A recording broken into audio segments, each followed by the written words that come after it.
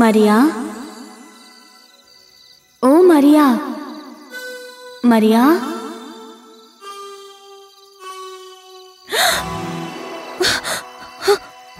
భయపడకు, నేను దేవదూతను. నీకు సువార్త ప్రకటించాలని వచ్చాను. నీకు శుభం కలుగుగాక. ప్రభువు నిన్ను అనుగ్రహించాడు. ఆయన నీతో ఉన్నాడు. త్వరలో నువ్వు గర్భవతివి కాబోతున్నావు.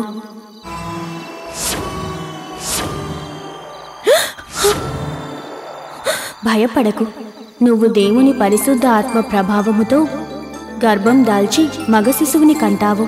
ఆయనకు యేసు అని పేరు పెట్టు. యేసు. ఆయన గొప్పవాడై దైవకుమారుడని పిలవబడతాడు. ప్రభువైన దేవుడు దావీదు సింహాసనాన్ని ఆయనకిస్తాడు. యాకోబు వంశానికి చెందిన వారందరినీ ఆయన చిరకాలం పాలిస్తాడు. ఆయన రాజ్యం ఎప్పటికీ అంతరించదు. ఇది దేవుడు నీకోసం ప్రకటించిన సువార్త, శుభవార్త. నేను అవివాహితను. ఇది దైవ కార్యం. పవిత్రాత్మ నీ మీదకి వచ్చినప్పుడు సర్వోన్నతుడైన దేవుని శక్తి నిన్ను ఆవరిస్తుంది. అందువలన నీకు పుట్టబోయే బిడ్డ పవిత్రంగా ఉంటాడు. ఇది సత్యం. లేఖనాల్లో ఉన్న ప్రవచనాలు నిజం కావడానికే ఇలా జరగబోతున్నది. గొడ్రాలైన మీ దూరపు బంధువు ఎలిజబెత్ దేవుని ప్రభావముతో గర్భవతి అయింది. ఇప్పుడు ఆమెకి 6వ నెల. దేవుడికి సాధ్యం కానిదంటూ లేదు. పరిశుద్ధ ఆత్మ ప్రభావముతో నువ్వు వరపుత్రుణ్ణి కంటావు. నేను దేవుని సేవకురాల్ని. మీరన్న విధంగానే జరగని.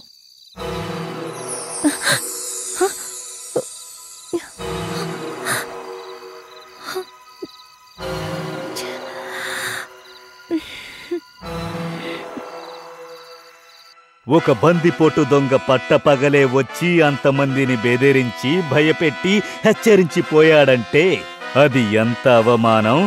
ఇంత బలగము, ఇన్ని తెలివితేటలుండి వాడిని మనం ఏమీ చెయ్యలేకపోయామంటే అది మన చేతగానితనమా, ఆ బర్బాగాడి చాకచక్యమా? రెండూ కాదు మహారాజా. ఆనాటి సంఘటన అనుకొని జరిగినది కాదు. ఉన్నట్టుండి బుప్పనలా వచ్చి పడ్డాడు వాడు. మరి మన వేగులేం చేస్తున్నారు? గూఢచారులేం వెలగబెడుతున్నారు? ఎవరికి వారికి కేటాయించిన పనుల్ని సమర్థవంతంగానే నెరవేరుస్తున్నారు. మరి అసమర్థత ఎక్కడ్నుంచి ఊడిపడింది? పట్టపగలే విచ్చలవిడిగా బరబ్బా మన రాజ్యంలోకి ప్రవేశించాడంటే ఏమనుకోవాలి? ఇది మరోసారి పునరావృతం కాకుండా చూసుకోవాలి. ఆ రోజు మన పరిసయ్యులు, సద్దుకయ్యలు ప్రాణాలకు భయపడి నోరు మెదపలేకపోయారు. విషయం సైన్యానికి చేరవేసేలోపు వాడు పలాయనం చిత్తగించాడు. మన వాళ్ళు ప్రజలకి ధర్మశాస్త్రం గురించి వివరిస్తూ మన పట్ల భక్తి శ్రద్ధలు పెరిగేటట్లు ప్రవచనాలివ్వడంలో లీనమైపోయి ఉండడం వలన ఈ హఠాత్ పరిణామం సంభవించింది. కానీ గుడ్డిలో మెల్లన్నట్టు కొంత సమాచారం మాత్రం సేకరించగలిగారు. ఏమిటది? ఆ బరబ్బా అనుచరులు కొంతమంది సామాన్య ప్రజాబాహుళ్యంలో కలిసిపోయి బానిసలైన యూదులకు ఆశ చూపించి ప్రలోభపెట్టి వాడి అనుచరగణంలో చేర్చుకునే ప్రయత్నం చేస్తున్నట్టు సమాచారం అందింది మహారాజా. మరి వాడిని గుర్తించి బంధించి శిక్షించవచ్చు కదా? ఆ ప్రయత్నమే చేస్తున్నాం మహారాజా. కానీ అందుకు ప్రజల సహకారాన్ని మనం పొందాలి. అందుకు వారిని మన వైపు తిప్పుకునేందుకు ప్రయత్నం చేస్తున్నాం. ఇవి రోజు వినే మాటలేగా. అంత తేలిగ్గా తీసేయకండి మహారాజా. సామాన్య జనంలో నిజమైన యూదులు ఎంతమంది ఉన్నారో, ఆ బరబ్బా మనుషులు ఎంతమంది ఉన్నారో కనుక్కోవడం చాలా కష్టం. వాళ్ళల్లో మనవాళ్లు ఉన్నప్పటికీ వాళ్ళు మనవాళ్లని బయటపడకుండా అటు బరబ్బా మనుషుల్ని ఇటు సామాన్య ప్రజానికాన్ని సమన్వయం చేస్తూ కీలెరిగి వాత పెట్టే ప్రయత్నం చేస్తున్నారు. వీళ్లు వాతలు పెట్టేలోపే వాళ్ళు రాతలో మార్చేలా ఉన్నారు. వాళ్లను పట్టుకోవడానికి ఏదైనా పగడ్బందీ వ్యూహం పన్నండి. దానికి మా సహకారం మీకెల్లప్పుడూ ఉంటుంది. అసలే మరో యూదుల రాజు ప్రస్థానంలో బుర్రలు బద్దలు కొట్టుకుంటున్నాం. మధ్యలో ఈ బరబ్బా బందిపోట్లతో తలపోటు కొని తెచ్చుకోలేం. మాకు విశ్రాంతి కూడా లేకుండా పోయింది. మిగతా విషయాలు మీలో మీరు చర్చించుకుని ఓ నిర్ణయానికి రండి. గోరు చుట్టు మీద రోకటి పోటులా ఈ బరబ్బాగాడు కొరకరాని కొయ్యగా తయారయ్యాడు. నాకు తెలిసి ప్రజలు మన వైపు కన్నా వాడివైపు మొగ్గే అవకాశాలే ఎక్కువగా ఉన్నాయి. మెస్సయ్య కోసం ఎదురు చూసే జనంతో మనకు భయం లేదు ఆచార్య. ఎటొచ్చి ఆ బరబ్బాగాడితో కలిస్తేనే సమస్య. అది చూద్దాం.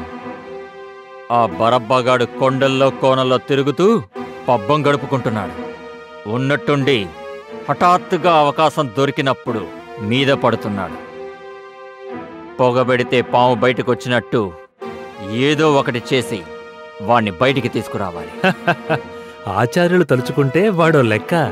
కొండల్లో ఉన్నవాణ్ణి కొండల్లోనే సమాధి చేయగల సామర్థ్యం మీకుందని మీతో పాటు మా అందరికీ తెలుసు. సామర్థ్యం ఉంటే సరిపోదు, సమయం రావాలి.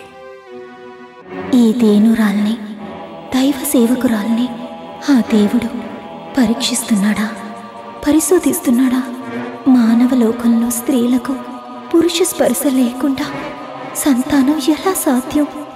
పైగా వివాహం కాకముందే నేను తల్లినైతే ఈ లోకం హర్షిస్తుందా? సమాజం ఆదరిస్తుందా? సంఘం గౌరవిస్తుందా? ఒక స్త్రీగా, కన్యగా దేవదూత మాటలను వరంగా స్వీకరించిన చేసుకోబోయేవాడు నన్ను అనుమతించగలడా? సహృదయంతో నన్ను స్వీకరించగలడా? వివాహం నిశ్చయమైన ఈ సమయంలో ఈ సువార్త నా పాలిట ఎలా పరిణమిస్తుంది? దేవుడి ఆంతర్యం నాలో ఎలా ప్రతిబింబించనుంది? పెళ్లికి ముందే నేను గర్భవతినని తెలిస్తే నా తల్లిదండ్రులు ఎలా స్పందిస్తారు? వారు నా సమాధానాన్ని ఎలా జీర్ణించుకోగలరు? నేను ఎవరి చేత సాక్ష్యం ఇప్పించగలను? ఈ దీనురాలి మాట ఎవరు వింటారు?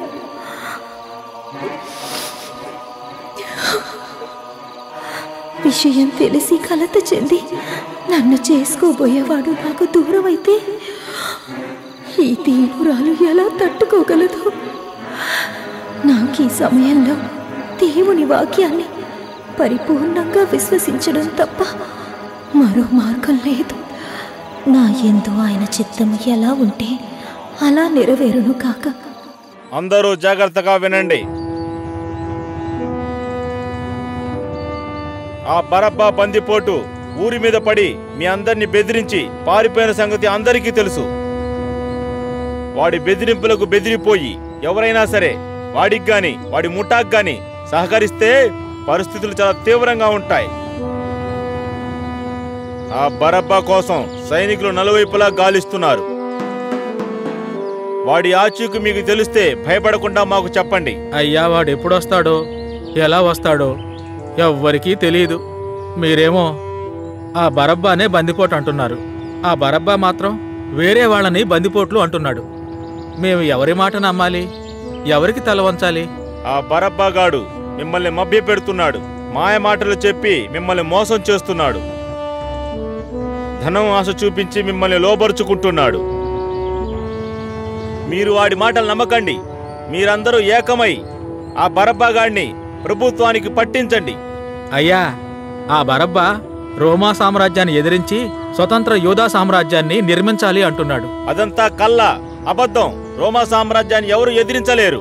బందిపోట్లకు, అడవి దొంగలకు ప్రభుత్వం భయపడదు. మీ బానిస బతుకులు తొలగిపోయి మీరు ఆనందంగా ఉండాలంటే రోమా చక్రవర్తికి సహకరించండి. చక్రవర్తులు కనికరిస్తేనే మీకు విముక్తి. అర్థమైందా? ఈసారి ఆ బరబ్బా మీ మీద పడితే ధైర్యంగా ఎదిరించి వాడిని బంధించి మాకు అప్పగించండి. లేదా వాడి ఆచూకు మీకు తెలిస్తే మాకు తెలియజేయండి. పొరపాటున బరబ్బాతో కలిసి దేశద్రోహానికి తలపడ్డారో శిక్షలు చాలా దారుణంగా ఉంటాయి. అర్థమైందా? పదండి. మనం ఎవరికి సహకరించాలో, ఎవరికి సాయం చెయ్యాలో అర్థం కావడం లేదు. అవును మరి. ఒకరు కత్తులతో బెదిరించి భయపెడతారు, ఇంకొకరు మాటలతో బెదిరించి భయపెడుతున్నారు. వీళ్ల మధ్యన నలిగి మనం అల్లాడిపోతున్నాం. ఈ భయాల మధ్యే మన బతుకులు తెల్లారిపోయేలాగా ఉన్నాయి. అసలు ఆ మెస్సయ్య ఎప్పుడొస్తాడో, మన బ్రతుకులు ఎప్పుడు బాగుపడతాయో ఏమో. ఏమిటమ్మా మరియా అలా ఉన్నావు? అమ్మా, నీకొక సువార్త చెప్దామని వచ్చాం. ఆ సువార్త విన్న వెంటనే మేము ఆశ్చర్యపోయామమ్మా. అవునమ్మా, ఇది నమ్మలేని నిజం, కాని నమ్మవలసిన నిజం కూడా. అవునమ్మా, మన ఎలిజబెత్ అమ్మ ఈ వయసులో కడుపుతో ఉందట. ఏమిటమ్మా అలా ఆలోచిస్తున్నావు? జీవితాంతం గొడ్రాలుగా బతికిన మన ఎలిజబెత్ అమ్మ ఇప్పుడు కడుపుతో ఉందట. త్వరలో బిడ్డను కనబోతోందట. పైగా ఇప్పుడు 6వ నెలట. ఈ వయసులో ఆమెను దేవుడు కరుణించాడు. పైగా ఆయనకు అసాధ్యం కానిది లేదని నిరూపించాడు.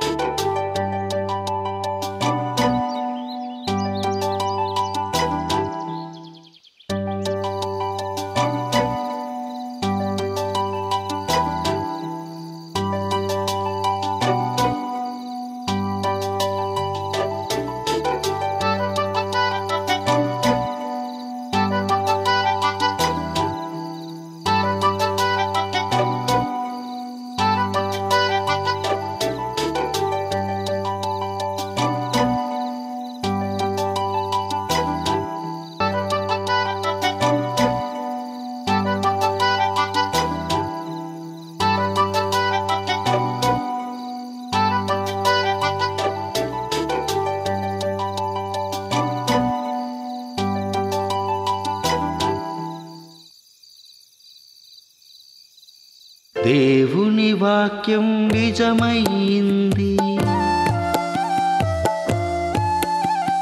పరిశుద్ధాత్మ ప్రవేశించింది.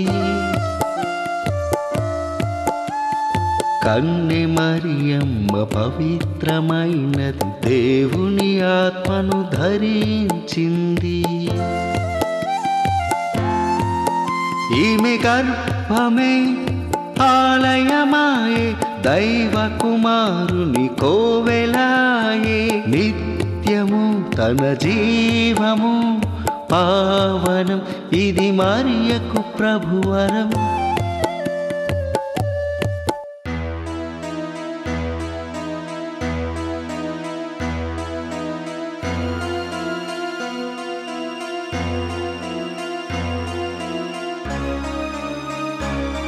స్వస్థత కూర్చే మరియ తనూజుడు, స్వాంతన పరిచే సర్వోన్నతుడు, సర్వలోకాల సంరక్షకుడు, లోకరక్షకుడు.